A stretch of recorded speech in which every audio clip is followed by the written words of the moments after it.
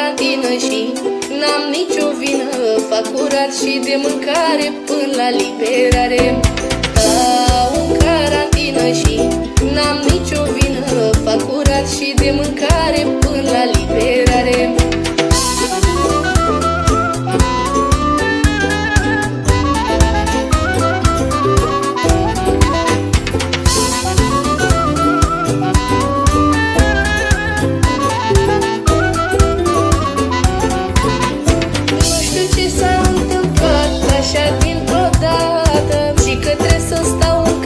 Ca o idiotă, nu știu ce s-a întâmplat așa dintr-o dată, și că trebuie să stau în casă ca o idiotă.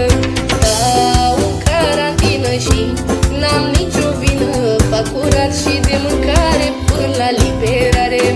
Stau în carantină și n-am nicio vină, fac curat și de mâncare până la liberare.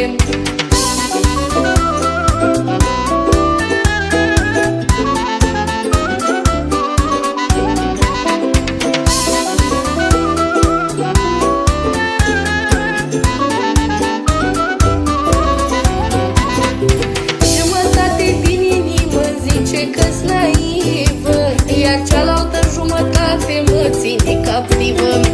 Jumătate din inimă zice că-s naivă, iar cealaltă jumătate mă ține captivă. Stau în carantină și n-am nicio vină, fac curat și de mâncare până la liberare. Stau în carantină și n-am nicio vină, fac curat și de mâncare până la liberare.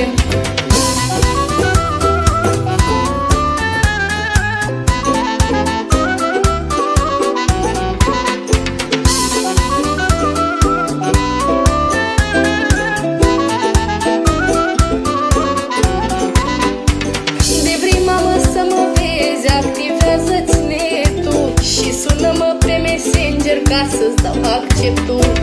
De prima mă să mă vezi, activează-ți netul și sună-mă pe Messenger ca să-ți dau acceptul. Stau în carantină și n-am nicio vină, fac curat și de mâncare până la liberare. Stau în carantină și n-am nicio vină, fac curat și de mâncare până la liberare.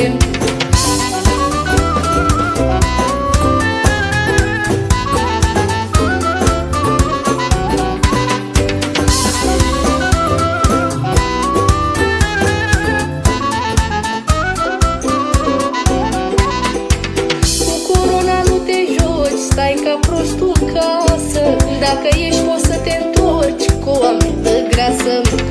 Că miliția-i pe străzi și dacă te ginește, dacă n-ai nici declarație te bate, zgorcește.